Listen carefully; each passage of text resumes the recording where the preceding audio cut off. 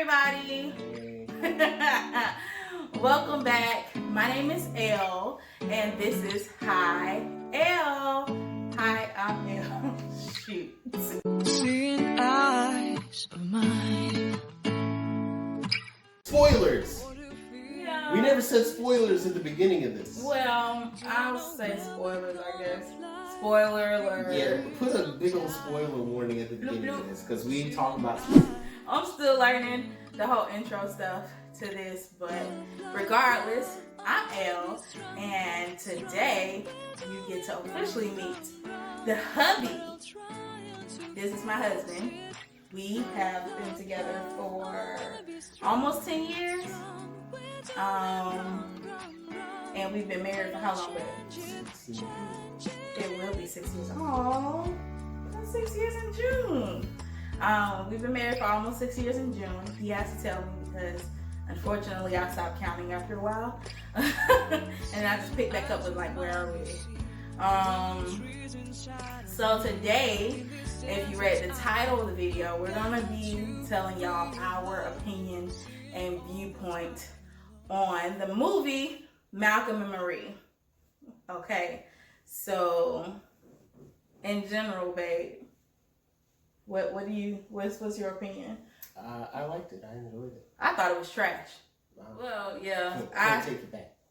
I'm just playing. I absolutely, positively love the movie. Some of the people that will probably ask me what I thought about it as soon as I said the movie was trash, they probably was like, she's a liar! Crucify her! It's like, no, I love the movie. We actually had really, really, really good conversations from that movie. Babe, have you heard any reviews about the movie? Like, what's some of the stuff that you've been told about it? A lot of people think the movie is insular and myopic, and it's from the filmographical side of it. Oh, it was like beautiful. The cinematography was pretty. No, not the cinematography. From the standpoint of almost just looking at the film like a critic. Like, I'm definitely looking at this like a critic. Really? Versus, just watching it like a normal. Like, when I watch stuff, I do feel like I have. I mean, everybody does. They feel like they have a critic's eye. Everybody's a critic. There's a reason. Everybody thinks they're a critic. Everybody thinks they're a critic. But, I mean, what is a critic? A critic is somebody that just criticizes something. That's it. And they have their opinion. They think their opinion is the most solid. Not to look at this film like, oh, well, they're presenting to me a fantasy relationship that's all the way together. They went with something that was very realistic. It was extremely realistic, and I think people's genuine opinion kind of skips over the fact that their approach to making this movie was from a realistic standpoint. Like, you're just kind of dropped in the middle of a moment in this relationship, and coincidentally, it's a pivotal moment in their relationship. It's what I deem a sink or swim moment in anybody's relationship. That's true, because it's the kind of moment where at the end of the movie they could have broke up. They really could have. It could have went either way. I know. Like, y'all, we had a bet going that, and this is gonna sound a little bit more morbid, that Marie was gonna either meet some type of demise. Yeah, I thought he was gonna kill Marie. I said that multiple times, like, he's gonna kill her. Either that, or that they was gonna break up. That was like, or she was gonna meet some type of demise, whether by her own hand or Malcolm's, or they were gonna break up. And come to find out, at the end of it, neither one happened. But there were some amazing moments in between, just because that's just the type of movie that it was. What was one of your favorite parts of the movie, baby? The part where he was like, in the very beginning, when he comes in and he's happy, and he's in a fantastic movie. Yes, he was. He's jumping on, excellent music. The music in this whole thing was awesome. Amazing. Everything, they started with the right song, ended with the right song. They ended it with that track off of Aquanimity. Oh my God. When I heard it too, I'm like, is that Outkast? That's right. Ooh, they would have ended. When it What ended way on to that end song, it? that was a good. That was a good song sick. placement. Yeah. Whoever scored did an amazing job. But yeah, the beginning for me was definitely just they brought us into that universe, right? Yeah, they did. You right off the bat, you notice the cinematography as it follows him around. Mm-hmm. At first, it follows her in the restroom, and then it follows him. He hits a song on, he's jumping up on the thing and walking up on us. I said, "That's definitely not his house," and then I was right. That's the house the studio put it. Yeah, he's renting. Yep. Like, yeah, that's definitely not his house. Mm-hmm. He's in there walking up on top of the thing, dancing. Mm-hmm. And the cinematography followed him around the couch and would linger on her when she was outside smoking. Mm-hmm. Then as he would come around again, the camera would catch him and follow him. Yeah. Like, man, from the cinematography to just... Now, the dialogue in that was a little... he turns into a talking head. I feel like they both do, but he does more than anything because he's clearly... His profession in the movie is a film director. Mm-hmm. And he is clearly the talking headpiece for the actual film director or the writer, at least. Mm-hmm. And so that's where it becomes myopic because it's almost basically him talking directly to critics. But that was my favorite part. But I think that they did that in such a way to kind of show us this is a thing that he does on a regular basis in their relationship where he just like, because you do it, he just talks and talks and talks so much. It's almost like he just likes hearing the sound of his voice. And it's just like, bro, like, just chill out a little bit. Like, even when she tries to bring him back down, even in the moment that you're talking about, when he was going on and on and on about the movie critics, once the first write-up hit the internet and he saw it, and he's reading it, and she was like, but babe, at the end of the day, they said that it was good. And he was like, I don't give an F! Oh, yeah. And kind of kept going like that was my favorite part. Babe, they said it was a masterclass. Yeah. I don't give an F! I don't care. That was funny. That was great. Like the other time that she tried to kind of reel him in is when he was going in about people going to college, and she's like, but you went to college. Yeah. And he was like, so? That was his response. But that was part of his character flaws. Exactly. Is that he was, he is in the privileged, he has privilege. Yeah.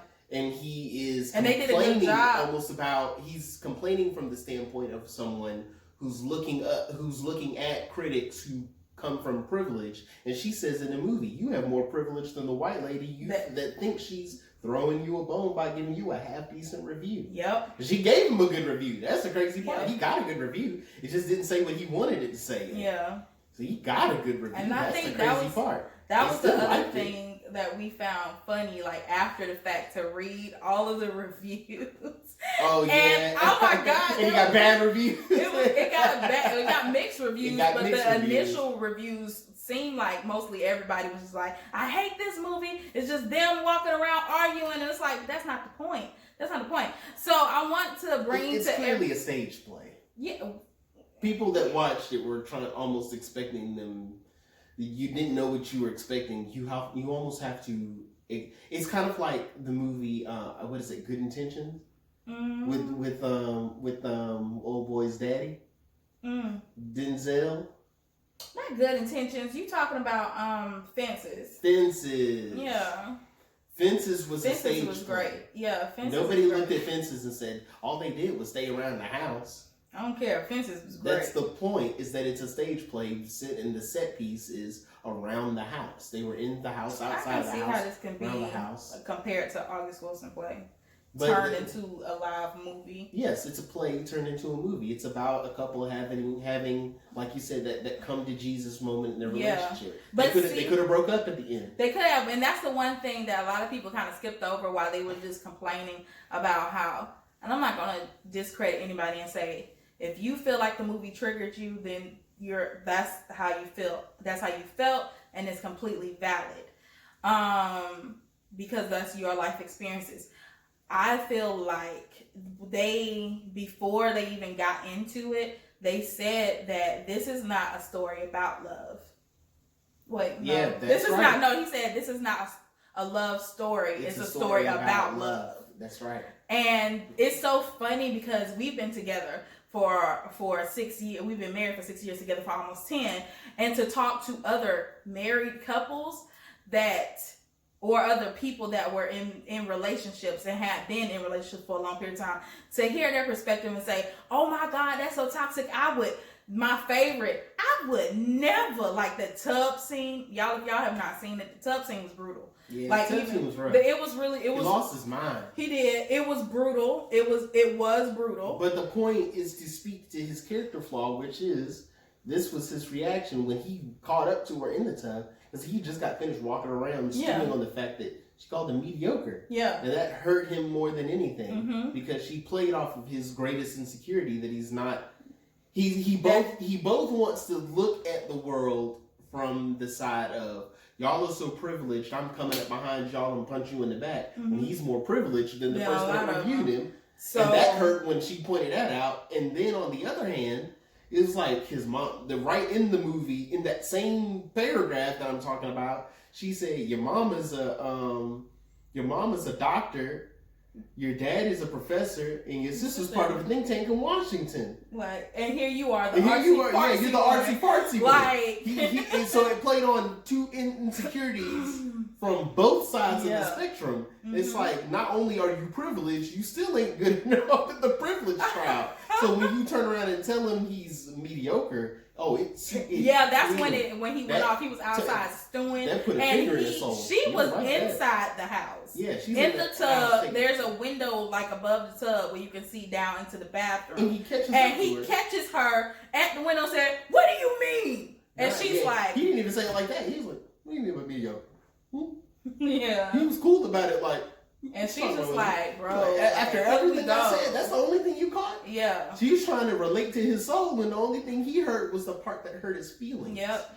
Which is kind of true to life. But that's the whole point of this thing, is to be true to life. Yep. Is that even if this was toxic, because it's not that the relationship is toxic, it's that every person has toxicity to some degree. That's true. You spend your life trying to, cleanse yourself of that or grow and get better. That's what life is. That's what learning is. You learn how to get better, to deal with your insecurities, to deal with your things. Everybody has some kind of toxicity they've got to iron out of themselves or cleanse in order to become, a much more whole or complete person where you can have a healthy relationship.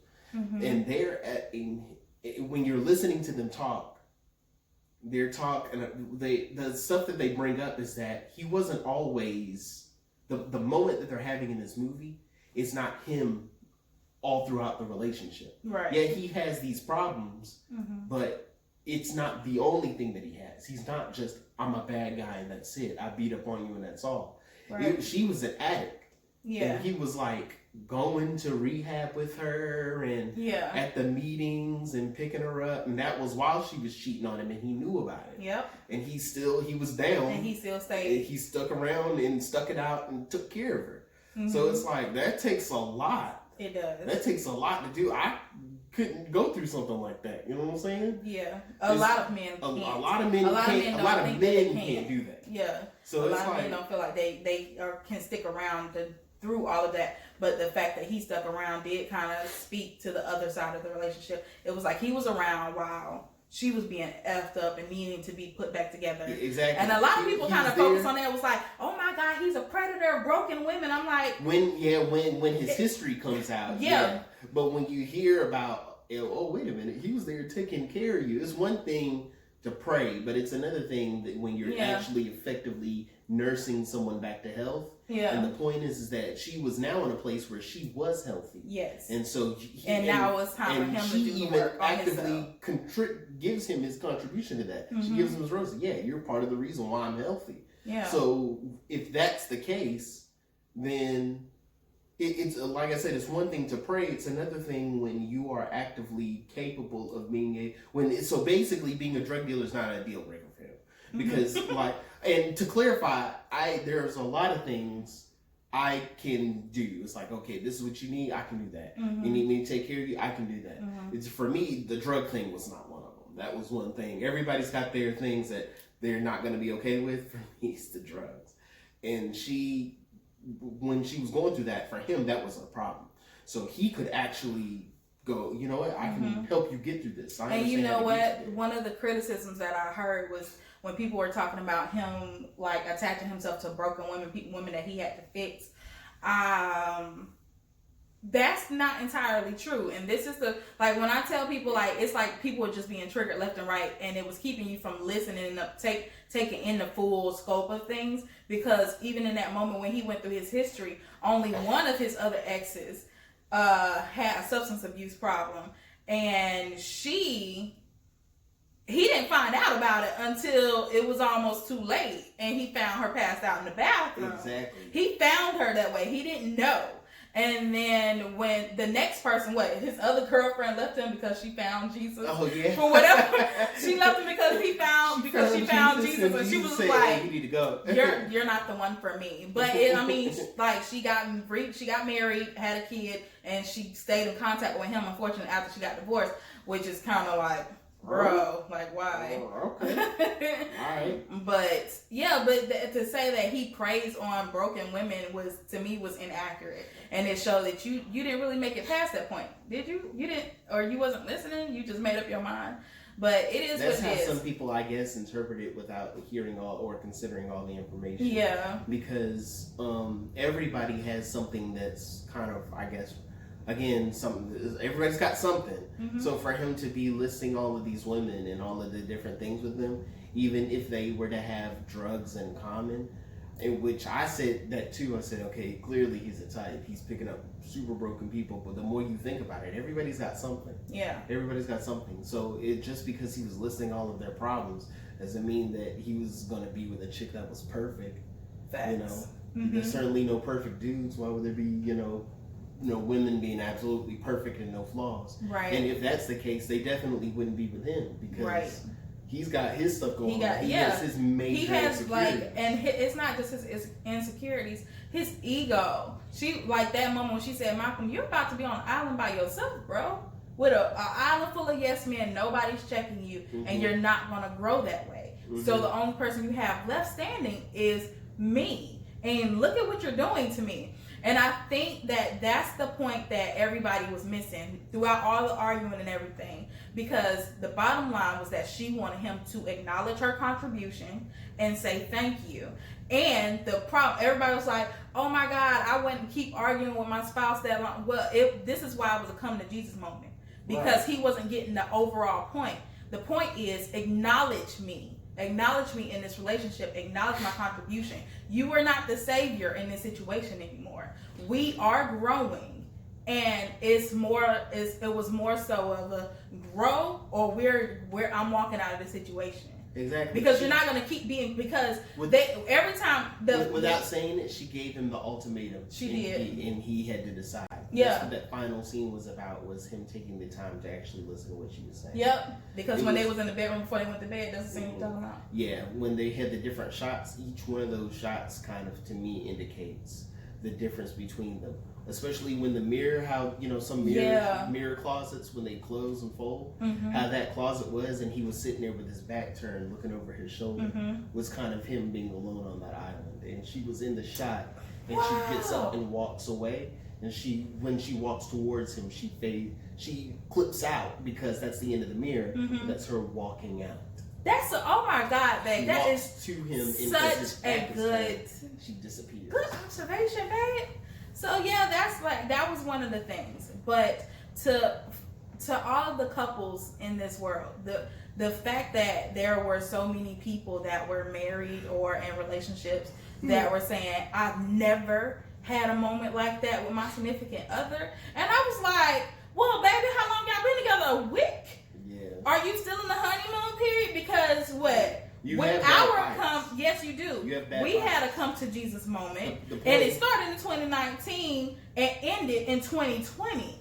That's a long period of time. But when we did hit that come to Jesus moment, it was humongous. Yeah. It was huge. It lasted long. It was a huge. Long-lasting thing. I think when we finally had that final it was almost argument, like a fight. It was like a fight that lasted for months on end. Because it involved everything. It did. It had every aspect of us was in that one fight, and it lasted for months. It lasted for months, unfortunately. It was like it was never ending. But see, the fact that we were able to stick it out is the point, so that we could make it to a better place. And that's the thing. We're not saying stay inside abusive situations. Acknowledge, because she was recognizing, yo, bro, if this is something that you cannot hear me on, this is a deal breaker. Hear me when I'm talking to you. Because I was able to see myself. Part of the reason why we enjoyed the movie so much is because we were able to see ourselves in the characters to a degree. So I was able to see myself, like, when me and him were going through our come to Jesus moment, I was trying to make sure that he heard me. And I know somebody else was like, well, why did she keep going back and arguing with him? First off, she kept trying to walk away from him the entire time. She's like, Malcolm, leave me. Like, at one point she was inside the bedroom by herself, and she was like, Malcolm, leave this bedroom. And he was like, no. And if you think about it, every time he was the one calling for her, looking for her, and coming back to her time and time again. Yeah, he was constantly seeking her out. Yeah, and she was just like, you had a good night. I'm going to let you have a good night. What needs to be talked about, we can talk about another day, but today is not the day. But he pressed. And so that's when they had that moment. But in general, the whole argument from start to finish was about him, one, not saying thank you, and then refusing to say thank you.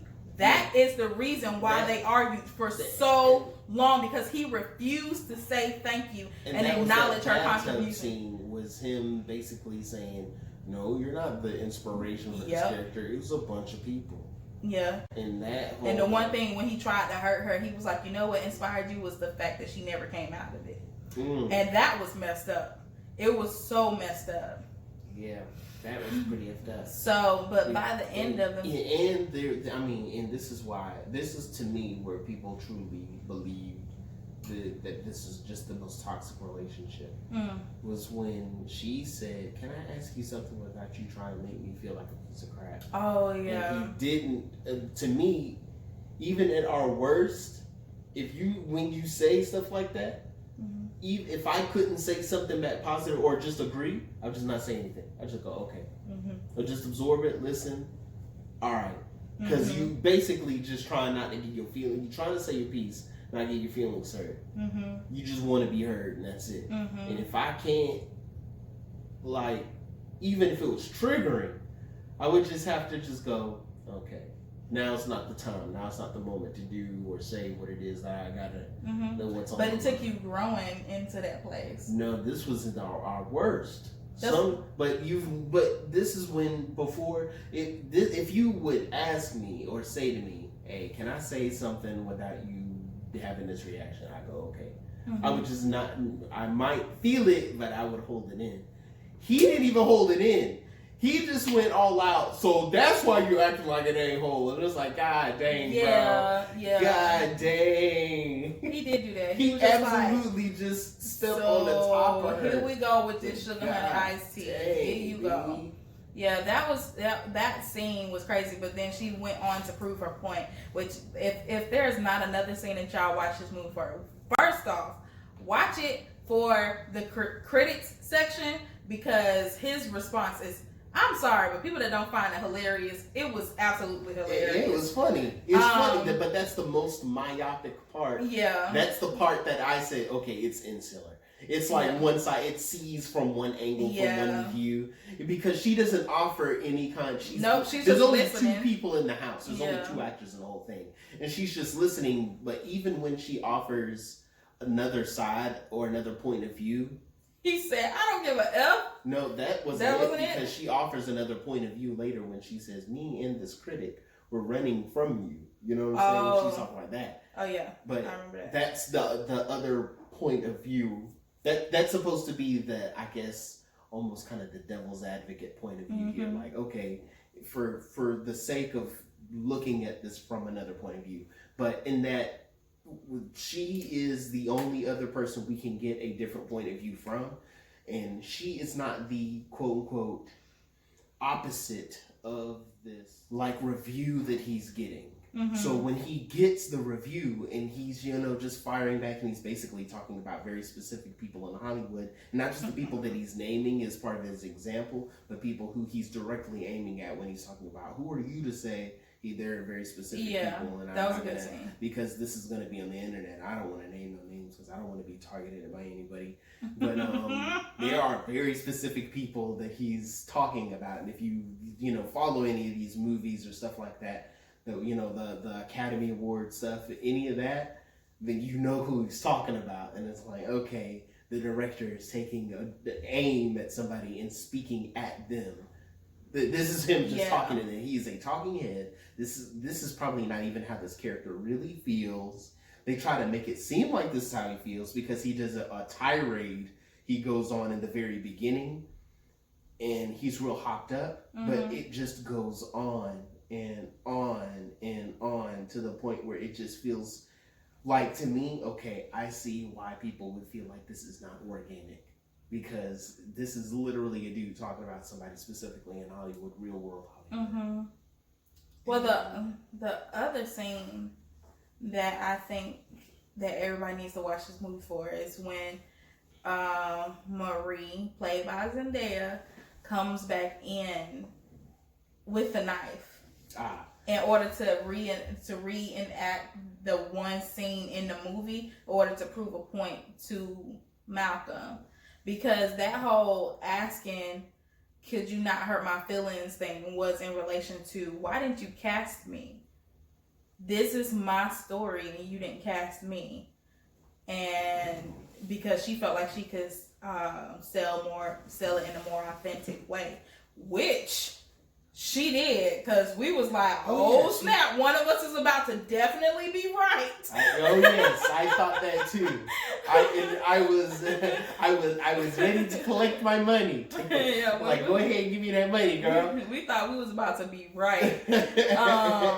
But it ended up just being her trying to prove a point to him about all that. I feel like a lot of people were putting it on Marie to kind of end the quote-unquote argument. But I felt like the argument would have started and stopped at Malcolm. She had a concern that he pressed her for. Yeah. And she tried to leave it alone, and he pressed. Mm-hmm. And when she started to respond, he didn't like her response. Mm-hmm. So, and because he didn't like her response, he became argumentative. And once he became argumentative, it was kind of like curtains until... Because she said what she had to say, like, tell me, say thank you. And when they finally did get to the end of the movie, because we ran out of time, when they finally did get to the end of the movie, and they were in that bedroom scene, and she lays out all of the reasons why he should have thanked her. Because the most interesting thing about him is her. Other than that, she laid out all the reasons why he should have thanked her, and that led to that mirror scene. And I also want to add that could have been like them processing and thinking about everything that happened that night. Because a lot happened that night, thinking about everything that happened in that argument. And that was decision-making time. Like, you can see, like, every time she would say something that would cause him to think, he usually paused and would think about what she was saying to him. And then it was like, I think I'm going to choose peace today, or I'm going to choose violence. Made it to the end of the I'm choosing violence. And she made her case, and she said, now, because they were in a very calm moment. Mm-hmm. That was after the authenticity scene. Mm-hmm. That's what authenticity gets you. Mm-hmm. And then he went in there and said, babe, we should get married. Mm-hmm. I know you right now. We're going to get married and divorced at least twice. Mm-mm. And then they was kissing and having a good time. Mm-hmm. And they were in a much better mood with each other. Yeah, but it still didn't change No, it didn't change anything. In that moment, it didn't. Until she had her last word about it all. Mm-hmm. And that's when she was talking about, both me and this critic kind of feel the same way. We're running from your bullheadishness. Mm-hmm. And that how you presented this movie is how you present your film project is how you present yourself to me. Mm-hmm. And it's left me and this critic both running for cover from you. Mm-hmm. And it's like, you look at how you act. You're pushing everybody away. Wow. And it's only me left. Mm. And at the end of that, even in that moment, wasn't even fighting anymore. The fighting was over. The fighting was really just the first half of the movie. Mm-hmm. Then after that, they weren't really fighting anymore. That's true. And she said what she said, and that was the end of it. And they went to sleep, and they got ready for bed. And he had to have all of this introspection over, carefully chosen music. Yeah. Selection. But by the end of it, he finally did. It was like he was taking everything in, and he finally said thank you. Well, he had that same problem that all dudes have, is that the male ego needs time to diffuse. Mm-hmm. Once you diffuse it, then I can go, okay, well, maybe I shouldn't have said that. Maybe I shouldn't have did that. And he had that moment, but it was at the come to Jesus moment. Yep. And he finally was able to get over his ego at the end of the night. Mm-hmm. Because when is male ego at its worst? When you meet it with confrontation. Mm-hmm. If you let it fizzle out on its own, then you gotta let us feel like we're the ones going, all right, I'm not gonna. Yeah.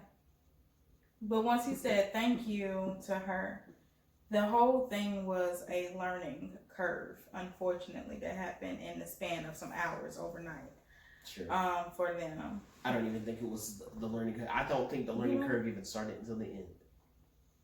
I think that's where the whole process was learning. Even I agree with you. I have nothing to say. Because he wasn't learning. He wasn't learning. He was combative. Exactly. That was the point. Is that she was trying to get through to him. Mm-hmm. The whole movie was her trying to get through, and then that's the A plot is their fight, and the B plot is this movie thing in the background. Mm-hmm. And so the movie thing in the background is the reason why they got to the fight. Yeah. Yes. Why didn't you thank me for this movie that you made about me? Mm-hmm. And at first, when she was like, why didn't you thank me? And I was like, yo, is it that big that you... You had a Rick Ross moment? You wasn't shooting in the corner? I said that. I said, unless she was in this movie, you wasn't with him shooting in the gym until she came out while he was eating the mac and cheese. And she said, you wrote this movie about me and you didn't even thank me for it. And then you and me both were like, oh. You are the gym. You the coach. Yep. You own the team. Yep. Dang, that's kind of effed up, bro. Yep. So you can't own the team and not. Yeah. So on that note, we just want to reiterate that Malcolm and Marie was a good movie. It was a fantastic movie. It was a good movie to us because we could see ourselves in it. Of course. The other thing was that any couple that says that they've never been inside moments like that with their significant other, please look at them and say, "You's a liar," because we all go through moments like that. Eventually you will. And the one you stay with, you do. With the one, exactly. Thank you, babe. That's more accurate than anything else. A lot of y'all come to that moment and walk away. That it was a come to Jesus moment. Either we're going to get it together or it's going to fall apart. Yeah. And a lot of y'all get to that moment and it falls apart. I think it's a good place to end here. Yeah. I think we made all the points that we were going to make. Yes. Thank you so much for watching. We really hope that you enjoyed this video. Please don't forget to like, share, and subscribe. If you liked anything or disliked anything that we said, if you think that we just pull a hogwash, then let us know down in the comments. If you think that what we said holds some validity, say that down inside the comments. Let's have a conversation about healthy relationships or unhealthy relationships. Whatever you want to talk about, let's talk about it in the comments. Thank y'all so much for watching. Hi, I'm Elle. Bye-bye.